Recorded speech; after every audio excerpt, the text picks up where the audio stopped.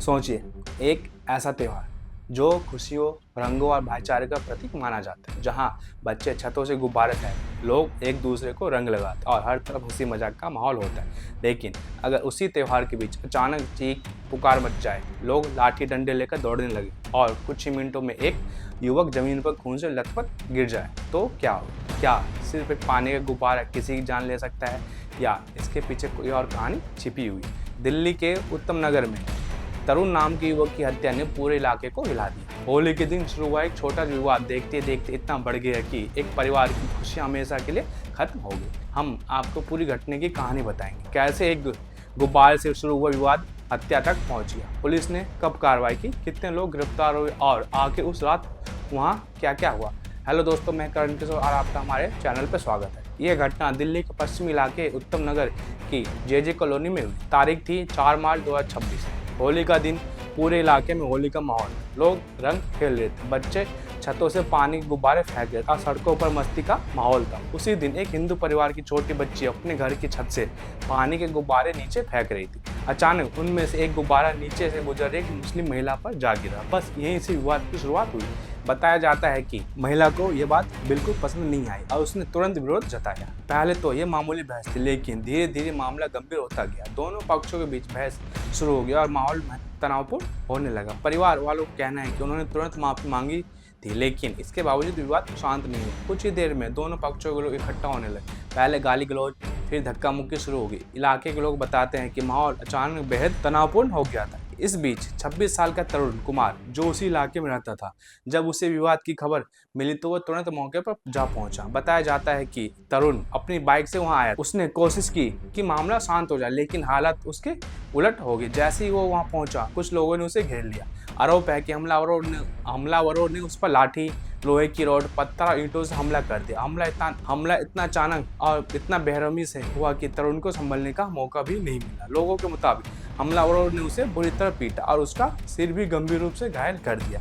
तरुण को तुरंत अस्पताल ले जाया गया, लेकिन उसकी हालत बहुत गंभीर थी। डॉक्टरों ने उसे बचाने की कोशिश की, लेकिन चोटें इतनी ज्यादा थी कि अगली सुबह उस मौत हो गई। होली के त्योहार के बीच इस मौत की खबर फैलते ही पूरे इलाके में तनाव फैल गया। जिस घर में कुछ घंटे पहले रंग और खुशियां थी, वहां अब मातम पसरा हुआ था। तरुण के परिवार का कहना है कि यह मामला अचानक नहीं था, बल्कि उसे जानबूझकर निशाना बनाया गया। परिवार का आरोप है कि हमलावरों ने उसे घेर कर हमला किया और जान से मारने की नीयत से पीटा।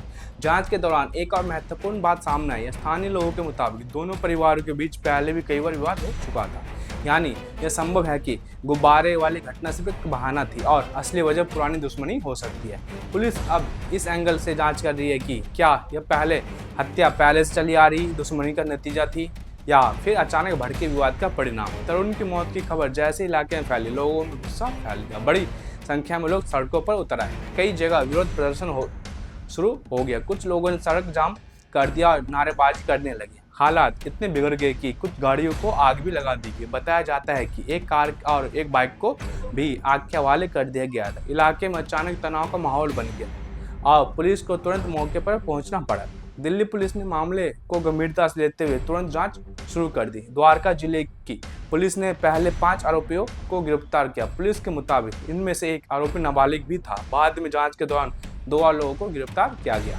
इस तरह इस मामले में अब तक कुल 7 आरोपियों को गिरफ्तार किया जा चुका है। पुलिस ने बताया कि सभी आरोपियों से पूछताछ की जा रही है। यह पता लगाने की कोशिश की जा रही है कि हमला किसने शुरू किया और हत्या की साजिश किसने रची। स्थिति को नियंत्रण में रखने के लिए इलाके में भारी पुलिस बल तैनात किया गया। दिल्ली पुलिस के साथ साथ अर्धसैनिक बलों को भी तैनात किया गया, ताकि किसी भी तरह की हिंसा को रोका जा सके। पूरे इलाके को कई सेक्टरों में बांट दिया गया और लगातार गश्त शुरू कर दी गई। पुलिस ने आसपास लगे सीसीटीवी कैमरे की फुटेज भी खंगालनी शुरू कर दी, ताकि घटना की पूरी सच्चाई सामने आ सके। जिस महिला पर गुब्बारा गिरा था, उसकी भूमिका की भी जांच की जा रही है। पुलिस यह पता लगाने की कोशिश कर रही है कि यह विवाद आखिर इतना ज़्यादा कैसे बढ़ गया। क्या यह सिर्फ एक छोटी सी बात थी जो अचानक हिंसा में बदल गई, या फिर इसके पीछे पहले से चल रहा तनाव जिम्मेदार था। तरुण के परिवार ने इस मामले में कड़ी कार्रवाई की मांग की। परिवार का कहना है कि उनके बेटे की बेरहमी से हत्या की गई और सभी आरोपियों को सख्त सजा मिलनी चाहिए। कुछ लोगों ने तो आरोपियों के घरों पर बुलडोजर कार्रवाई की मांग की। इस घटना ने पूरे देश में एक नई बहस